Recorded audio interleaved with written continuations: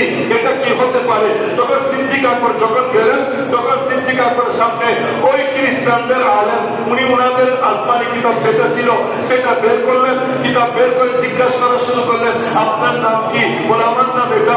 আপনার বাড়ি কোথায়? আমার বাড়ি এখানে। আপনার বংশ কি? আমার বংশ এটা। এভাবে সিদ্দিক আকবরের চেহারা দেখলেন, সিনা দেখলেন, সবগুলা দেখলেন, কিতাব উল্টানো শুরু করলেন। উল্টাই উল্টাই মিলাচ্ছেন। মিলানোর পরে বললেন, এই আবু বকর শুনো, তুমি এমন একজন ভাগ্যবান ব্যক্তি, আখির জামানার নবী যিনি শুভাগমন করেছেন, রহমতুল্লাহ আলামিন যিনি এসেছেন, উনি অল্প কয়েকদিনের ভিতরে নবুয়ত প্রকাশ করবেন। নবুয়ত প্রকাশ করবেন, ঈমানের দাওয়াত দিবে, তুমি সর্বপ্রথম ঈমান আনবে এবং তুমি ডাইনে খুশি হবে। আরে দুনিয়ার মানুষ জেনে রাখো, আগে আসমানি কিতাব সবগুলোতে আমার নবীর তারিফ না, শুধু সিদ্দিক আকবরের তারিফও ছিল, প্রশংসা ছিল, বংশ পরিচয় ছিল। ওই কিতাব থেকে দেখে দেখে সবগুলো বলে দিলেন। সিদ্দিক আকবর চলে আসলেন।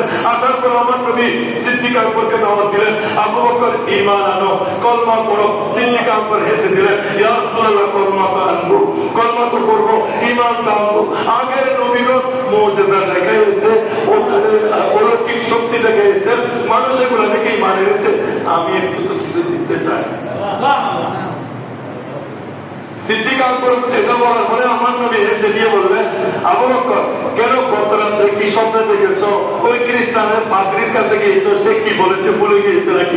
তখন সিদ্দিক আকবর বলে দিল, ইয়া রাসূলুল্লাহ, ইয়া হাবিবুল্লাহ, আল্লাহকে সাক্ষী করে বলতেছি, আপনি নবী, আপনি নবী।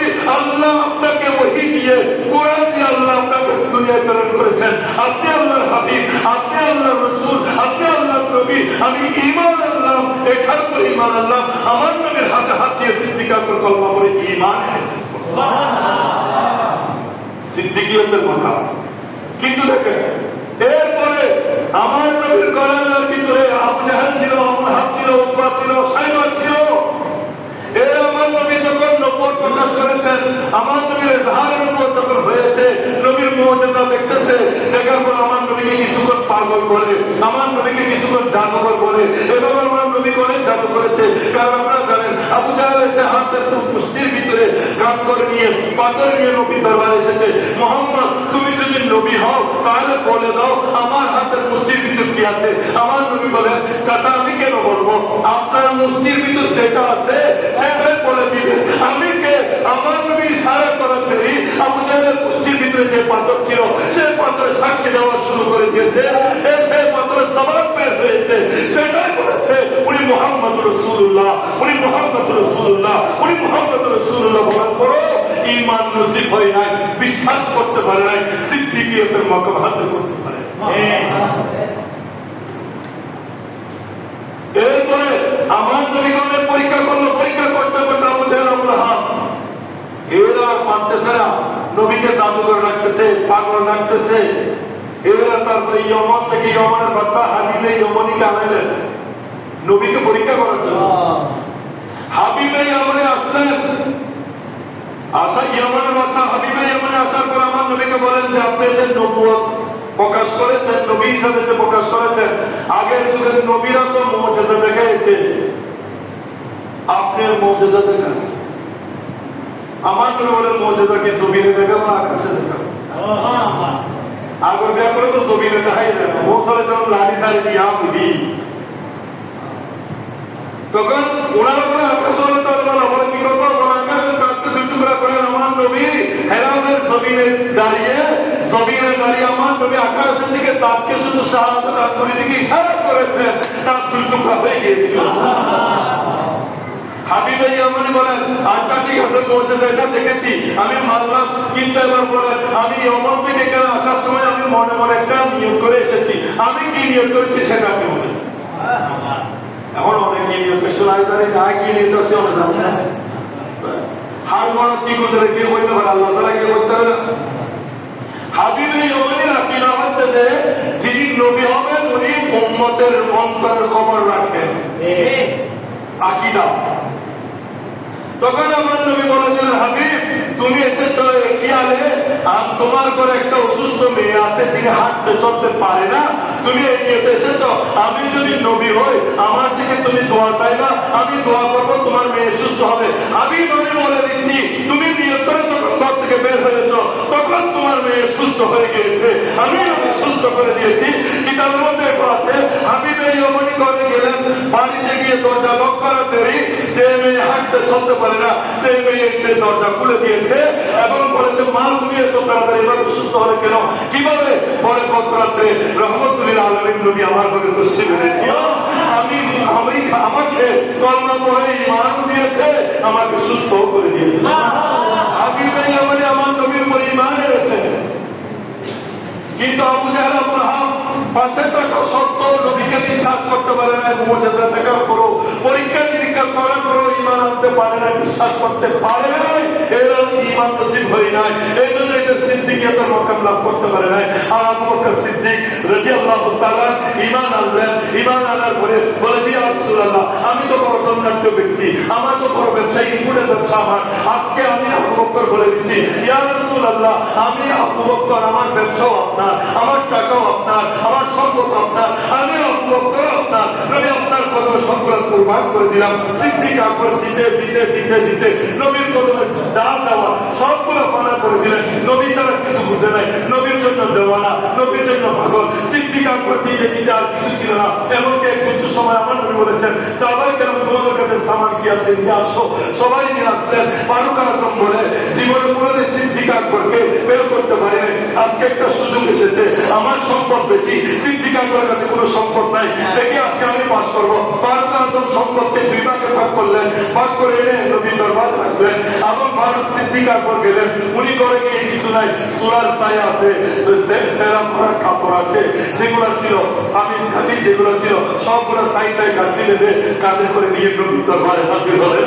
আমার নবী মসজিদের নববীতে সাহাবায়ে কেরামের সম্পদ দেখতেছেন, ফারুক আজমের সম্পদের খাল থেকে আমার নবী জিজ্ঞাসা করেছিলেন ফারুক, আমি তো দেখি তুমি অট্টালিকার সম্পদ নিয়ে এসেছো, তোমার ছেলে সন্তানের জন্য কি রেখে এসেছো? তখন ফারুক আজম জবাব দিয়ে বলে ইয়া রাসূলুল্লাহ ইয়া হাবিবাল্লাহ, আমি আমার সম্পদকে দুই ভাগ করেছি, এক ভাগ আপনি নবীর কদমে এনেছি, আর এক ভাগ আমার ছেলে সন্তানের জন্য রেখে এসেছি। নবী সকলের কোলা দেখলেন, সিদ্দিক আকবরের গাড়ি কোলা হলো, গাড়ি কোলা করে সেখানে দেখতেছেন সুরার ছাই, দেখছেন আমার কাপড়, দেখছেন তরকারি লাগানো খাটি, এগুলো সব নিয়ে আসলেন। আমার নবী সিদ্দিক আকবর আবু বকরকে বললেন আবু বকর, আমি তো দেখি ঘরে তো আর কিছু নাই, সবগুলো নিয়ে এসেছো, যেখানে সুরার ছাই পর্যন্ত নিয়ে এসেছো, আবু বকর ছেলে সন্তানের জন্য কি রেখে এসেছো? তখন সিদ্দিক আকবর জবাব দিয়ে বলে ইয়া রাসূলুল্লাহ ইয়া হাবিবুল্লাহ, আমি ঘর থেকে সবগুলো নিয়ে এসেছি আপনি নবীর কদমে, আমার ঘরে ছেলে সন্তানের জন্য আল্লাহ এবং আল্লাহর রাসূলকে রেখে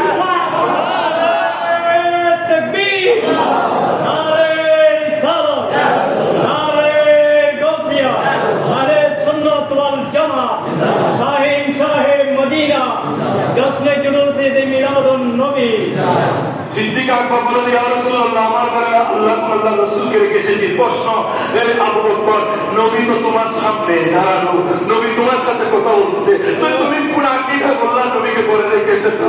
আরে দুনিয়ার মানুষ শুনো, আমরা নবীকে বলি হাজির ও নাসির, নবী আমার কথা শুনেন, নবী আছেন, মুমিনের কলবে আছেন মুমিন, এটা সিদ্দিক আকবরের আকীদা, এই আকীদা সন্তান উনি সিদ্দিকিয়াতের মাকাম লাভ করেন। আজকে যারা বলেন নবী হাজির নাজির না, নবী মরে গিয়েছে, মাটির সাথে মিশে গিয়েছে, তাহলে তোমাদের আকীদার সাথে সিদ্দিকের আকীদার সাথে কোনো মিল নাই। আমার নবী দেখা বলতে পারতেন আবু বকর কি বলো, আমি তো তোমার সামনে, আমি আমার তোমার ঘরে কোথায়, আমার নবী তো কথা বলে নাই। সিদ্দিক আকবরের মাকাম, সিদ্দিকিয়াতের মাকাম, আল্লাহর নিয়ামত প্রাপ্ত বান্দাকে দ্বিতীয় নম্বর যিনি সিদ্দিক, ওইটার উপর আলোচনা চলতেছে।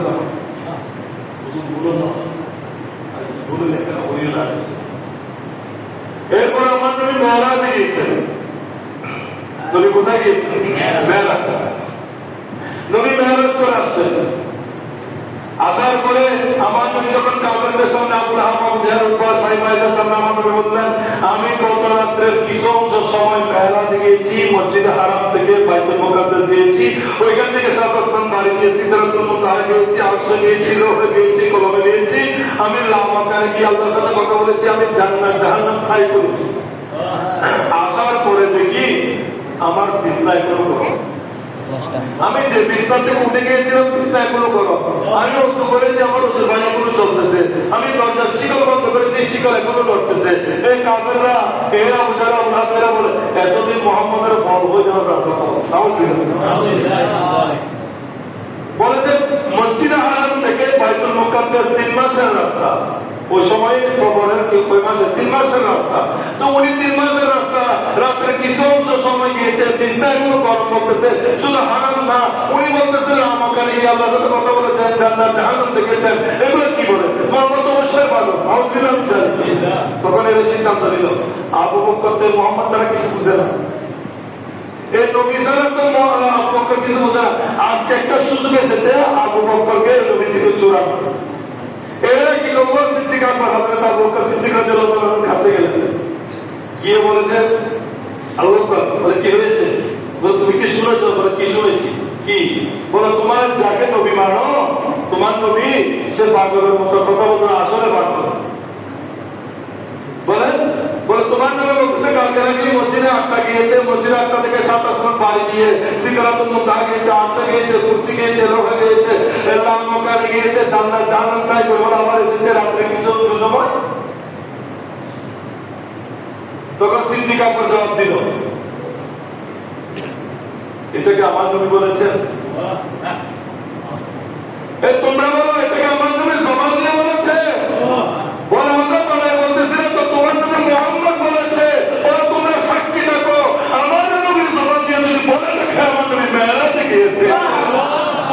আজকে আমাদের দেশের অনেক মুসলিম মেরাজ করতে পারে না, মেরাজের মাহফিল করে না, মেরাজে গেলে বলে স্বপ্নে গিয়েছে, স্বপ্নে দেখেছে, এই কথা বলে তাদের কাছে মুসলমান, তাদের কাছে মেরাজের আলোচনা নাই, ঠিক কিনা? তাদের মসজিদে মেরাজের আলোচনা নাই, তাদের মসজিদে মেরাজের কথা নাই। এই মেরাজের কথা বলতে গিয়ে বলেছে এগুলো ওহীর মাধ্যমে হয়েছে, স্বপ্নের মাধ্যমে হয়েছে, আর স্বপ্নে যায় না আমার নবী বাস্তবে গিয়েছে। সিদ্দিক আকবর নবীর জবান থেকে শুনে নাই, সিদ্দিক আকবর কাফের জবান থেকে শুনে যখন বলেছে তোমার নবীর জবান বলেছে, সিদ্দিক আকবর বলে তোমরা সাক্ষী থাকো আমি মেনে নিলাম আমার নবী মেরাজে গিয়েছে। জীবনে যিনি মিথ্যা বলে না আজকে উনি মিথ্যা বলবে না, যাওয়ার ক্ষমতা আমার নবীর কাছে আছে। উনি দিনে উনি সিদ্দিকিয়াতের মাকাম লাভ করেছেন। না বুঝে আবু লাহাব নবীর পরীক্ষা পর্যন্ত মোহাম্মদ তুমি যে বাইতুল মুকাদ্দাস উম্মার নস জীবন নস বাইতুল মুকাদ্দাস গিয়েও আচ্ছা স্যার কত বাইতুল মুকাদ্দাসের পিলার কত জানালা হওয়ার দরজা হওয়ার। আচ্ছা আপনারা এখানে মসজিদে যারা দেখবেন আপনারা জানেন জানালা কয়টা আছে, পিলার কিন্তু এই জানালা চাই না, কত বড় দাবি সব সরকার আবার দাবি শুনছি নবী তো প্রশ্ন করতেন, তা আমার নবী যখন আমার নবী থেকে প্রশ্ন করতেছেন আমার আল্লাহ ডাকতে বলেন হাবিব আপনি ভয় পাবেন না, আপনি ভয় পাবেন না, আমি বাইতুল মুকাদ্দাসকে আপনি নবীর চোখের সামনে হাজির করে দিচ্ছি, ওনারা প্রশ্ন করবে আপনি বাইতুল মুকাদ্দাস দেখে দেখে জবাব দিতে থাকবেন। আমার নবীর চোখের সামনে বাইতুল মুকাদ্দাস হাজির, আমার নবী বাইতুল মুকাদ্দাস দেখে দেখে জবাব দিচ্ছে, জবাব দেওয়ার পরে প্রমাণ হওয়ার পরেও ঈমান নসিব হয় নাই, নবী হিসাবে মানতে পারে নাই। আজকে আমাদের দেশের উম্মত কতগুলো উম্মত নবী কিরকম সেটা জানে, নবীর নূরটা সেটা জানে, নবী জান্নাতে গায়েব আছে সেটা জানে, নবীর কাছে ইলম আছে সেটা জানে, নবী যে চিন্তা সেটা জানে, নবী যে হাজির নাজির সেটা জানে, জানা সত্ত্বেও তারপরে তারা মানতে পারে না, না মানতে পারে না। তাহলে আমি তাদের কাছে কষ্ট রাখতে চাই, আল্লাহর নিয়ামত পক্ষ পুরস্কার পক্ষ 2 নম্বরে সিদ্দিকিয়াতের মক্কা, ওই সিদ্দিকের আকীদা কি তোমাদের আকীদা কি, তাহলে সিদ্দিকের আকীদার সাথে তোমাদের আকীদা যদি না মিলে তুমি সিরাতুল মুস্তাকিমের রাস্তা কোথায় পাবা? ঠিক আছে হরবের রাস্তা সিরাতুল মুস্তাকিমের রাস্তা নানার বাড়ি না নবীর বিরুদ্ধে হয় কোরআনের উল্টো তাফসীর করে সিরাতুল মুস্তাকিমের রাস্তা করতে নানার বাড়ির রাস্তা লাগে। নামাজি অনেক নামাজি আছে, সকল নামাজি জান্নাতি না, সকল নামাজি জান্নাতি না। নামাজ পড়া মাসুরি বন্ধনের হাসান ময়দান ওয়াইবুল মুসল্লি মুসল্লি হতনা ওয়াইব করবানি বলে হতনা হাসান হাসান দিতে মুসল্লি হতনা কি বাদ ওয়াইব করতে কিছু মুসল্লি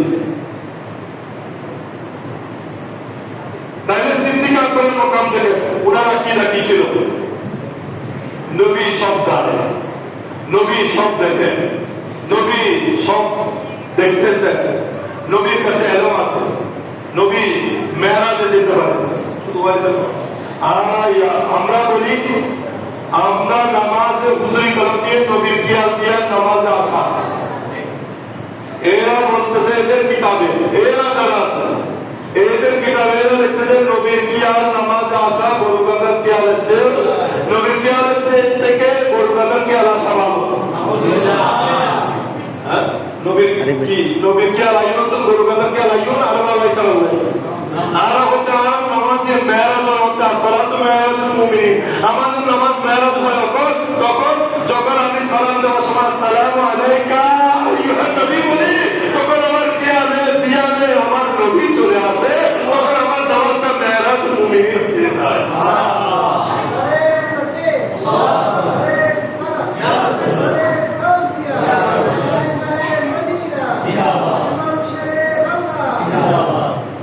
তাহলে সিদ্দিক আকবর আকিদা কি? আমার নবী যখন অসুস্থ হলেন সিদ্দিক আকবরকে ইমামতি দিলেন, সিদ্দিক আকবর ইমামতি করেন, আর নবী হুজুর শরীফ তো মসজিদ থেকে দিলেন, মসজিদের নবী পর্দা সরাই এলেন, সাহাবে সাহাবাই کرام সিদ্দিক আকবরের কইতে দিয়েছেন নামাজ পড়েন, সিদ্দিক আকবর ইমামতি দিলেন। যখন বুঝতে পারলেন আমার নবী আসতেছে মনে হচ্ছে, সিদ্দিক আকবর ইমামতি ছেড়ে নিচে নেমে গেলেন। এখন হুজুর যদি ইমামতি ছেড়ে নিচে নামেন নামাজ থাকবে না।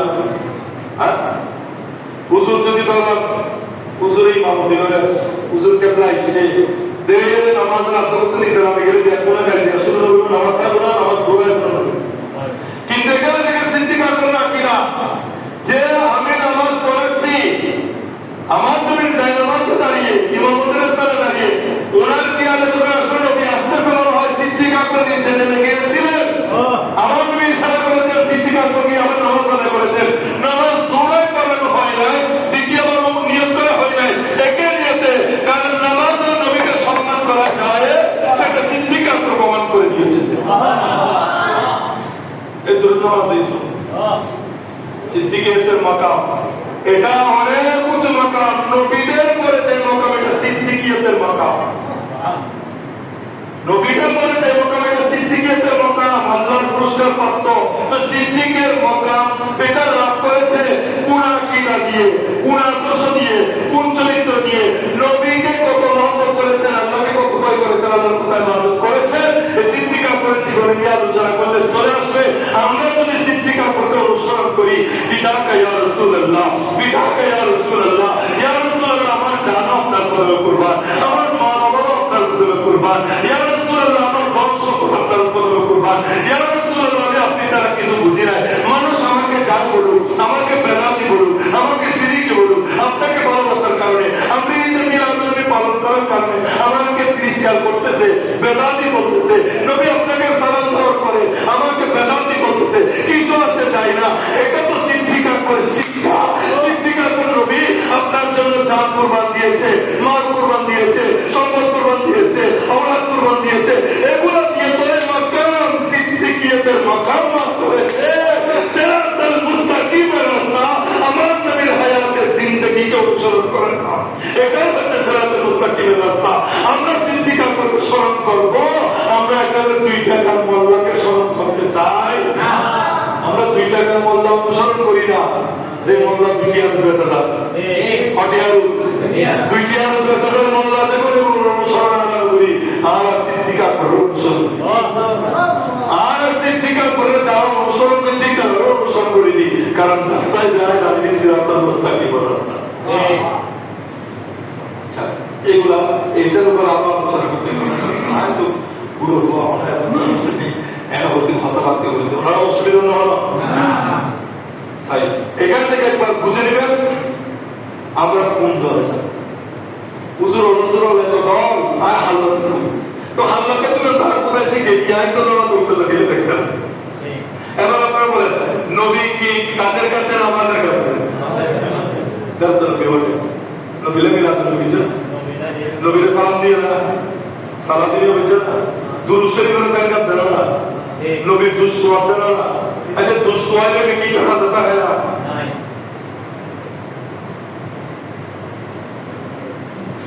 করার ভিতরে হলাতে স্মরণ করছে নাকি না হলা আদর্শ